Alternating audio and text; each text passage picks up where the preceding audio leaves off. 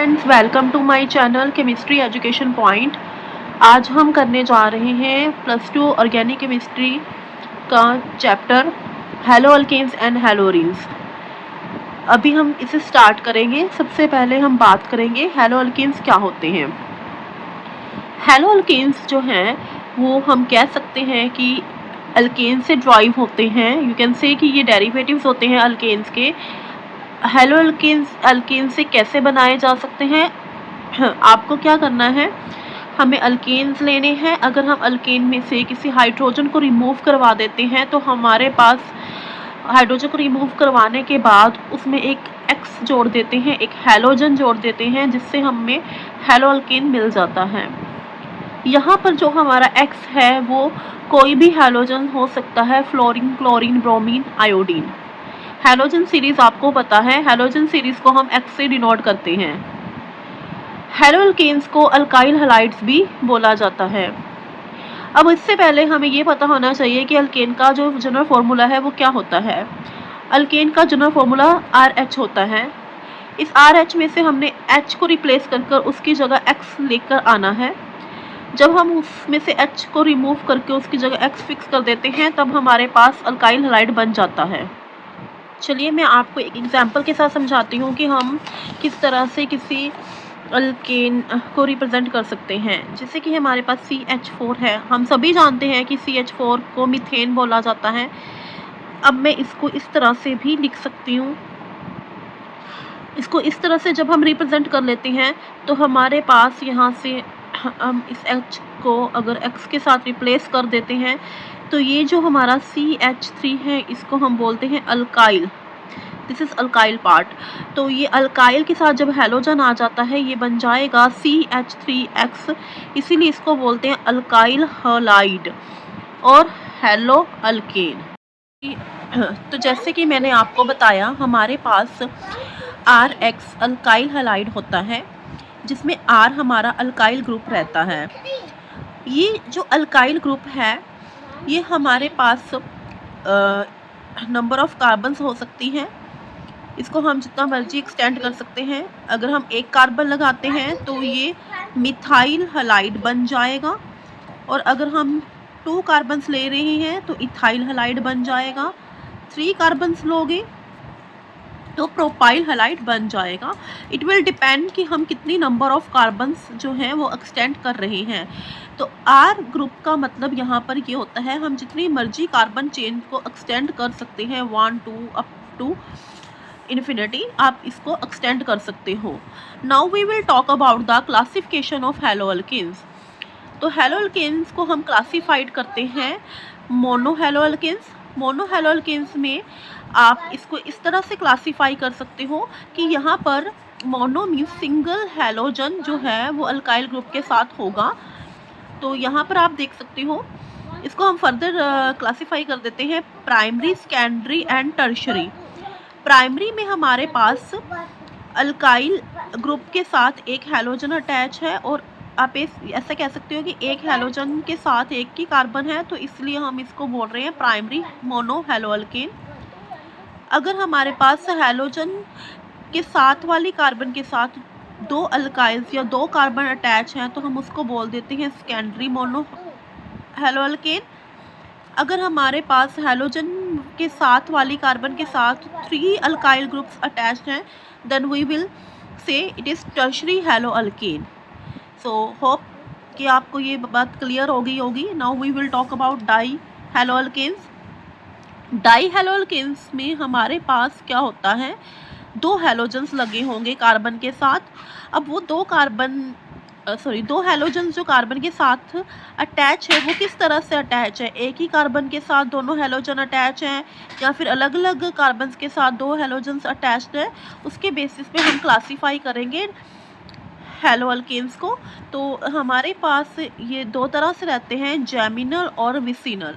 जैमिनल डाइहैलाइड्स क्या होते हैं, हमारे पास एक ही कार्बन के साथ 2 हैलोजन्स अगर अटैच्ड हों तो हम उन्हें बोल देते हैं geminal. Same carbon has 2 halogens.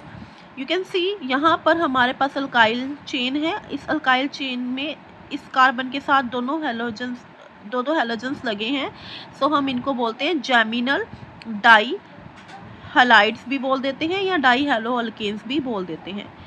Vicinal में ये डिफरेंस रहता है कि यहाँ पर हमारे पास दो हैलोजेंस तो होंगे क्योंकि हमें डाई हैलो अल्केन्स तो लेना ही है, बट यहाँ पर कार्बन्स जो हैं वो डिफरेंट कार्बन के साथ दो हैलोजेंस रहेंगे। Different carbon has halogen adjacent to each other. Clear? इसके बाद हम डिस्कस करेंगे tri haloalkanes. Tri haloalkanes हमारे पास होते हैं जिसमें हमारे पास अल्काइल ग्रुप के साथ 3 हैलोजेंस अटैच्ड होते हैं। इसको हम हैलोफॉर्म भी बोल देते हैं। जैसे कि आप देख सकते हो यहाँ पर हमारे पास CHI3 iodoform, CHBr3 bromoform, CHCl3 chloroform. ठीक है, तो इससे हम ट्राई हैलो अल्केन्स या फिर हैलोफॉर्म भी बोल सकते हैं। इसके बाद हमारे पास आते हैं tetra haloalkanes. Tetra haloalkanes में हमारे पास 4 हैलोजेंस कार्बन के साथ अटैच्ड होते हैं और इसकी हमारे पास जो बेस्ट एग्जांपल है वो है CCl4, that is carbon tetra chloride. यहाँ पर मैं आपको एक पॉइंट और बताना चाहूँगी। सबसे पहले जब हमने मोनो हैलो अल्केन्स किया था, मोनो हैलो अल्केन्स में आप देख सकते हो यहाँ पर हमारे पास एक हैलोजन था। जब यहाँ पर इस कार्बन के साथ, इस कार्बन को प्राइमरी इसलिए बोला जाता है क्योंकि इस कार्बन के साथ फर्दर एक ही कार्बन अटैच्ड है। इसको सेकेंडरी इसलिए बोला गया था क्योंकि इसके साथ 2 कार्बन्स अटैच्ड हैं। इसको टर्शरी इसलिए बोला गया था क्योंकि हैलोजन के साथ वाली कार्बन के साथ 3 अल्काइल ग्रुप्स अटैच्ड हैं या कार्बन्स अटैच्ड हैं। अल्काइल ग्रुप मीन्स टू से कार्बन, आप उसको कार्बन लिख के चल सकते हैं। अब एक पॉइंट आपको ये भी ध्यान देना होगा, यहाँ पर प्राइमरी है, एक हैलोजन है, प्राइमरी है तो यहाँ पर 2 हाइड्रोजन्स प्रेजेंट हैं, या सेकेंडरी है तो यहाँ पर 1 हाइड्रोजन प्रेजेंट है। यहाँ पर टर्शरी है तो यहाँ पर कोई भी हाइड्रोजन प्रेजेंट नहीं है। तो ये जो हाइड्रोजन्स हैं वो क्यों गायब हो रहे हैं, ये डिपेंड कर रहा है कि हमारे पास कितने अल्काइल ग्रुप्स अटैच्ड होते जा रहे हैं। जितने अल्काइल ग्रुप अटैच्ड होते जाएंगे उसके बेसिस पर ये प्राइमरी, सेकेंडरी और टर्शरी जो है वो हो जाएगा। अब थोड़ा सा इधर आते हैं। जब हम मोनो हैलो अल्केन्स की बात कर रहे थे तब हमारे पास एक ही हैलोजन था। डाई हैलो अल्केन्स की बात कर रहे थे तो 2 हैलोजन्स हमारे पास अटैच्ड थे। अगर हमारे पास 2 हैलोजन्स अटैच्ड होते हैं, अगर सेम ही कार्बन के साथ अटैच्ड होते हैं तो एक ही हाइड्रोजन रह जाएगा। अगर डिफरेंट कार्बन के साथ अटैच्ड होते हैं तो डिपेंड करेगा कि वो टर्मिनल कार्बन के साथ हैलोजन अटैच्ड है या सेंटर वाली कार्बन के साथ अटैच्ड है। अब जैसे ये टर्मिनल के साथ अटैच्ड है तो इसका यहाँ पर इसका टर्मिनल में CH3 होना था, बट क्योंकि यहाँ पर एक हैलोजन अटैच्ड हो गया, वो किसको रिप्लेस होकर हुआ है, H को, तो यहाँ पर 2 हाइड्रोजन्स रह जाते हैं। अब यहाँ पर आ जाइए, यहाँ पर हमारे पास सिर्फ एक ही हाइड्रोजन क्यों रहा, क्योंकि अगर देखा जाए तो इसको हम ऐसे बोलते हैं ना CH4 मीथेन, बट इस मीथेन में हमने कितने हाइड्रोजन्स को रिप्लेस करके हैलोजन्स लेके आए हैं, क्योंकि हम ट्राई हैलो अल्केन्स की बात कर रहे हैं तो 3 हाइड्रोजन्स को रिप्लेस किया गया है। 3 हाइड्रोजन्स को रिप्लेस करने के बाद हमारे पास यहाँ पर हैलोजन आए हैं 3, ठीक है, तो यहाँ पर सिर्फ एक ही हाइड्रोजन रह जाएगा। और उसके बाद जब हम टेट्रा हैलो अल्केन्स की बात करेंगे तो 4 के 4 हाइड्रोजन्स जो हैं वो रिप्लेस हो जाएंगे और उनकी जगह हमारे पास 4 हैलोजन्स आ जाते हैं। इसके नेक्स्ट वीडियो में हम बात करेंगे क्लासिफिकेशन बेस्ड ऑन हाइब्रिडाइजेशन। ये जो क्लासिफिकेशंस थी हैलो अल्केन्स की वो इस बेसिस पे थी कि हमारे पास हैलोजन, नंबर ऑफ हैलोजन्स के बेसिस पे थी।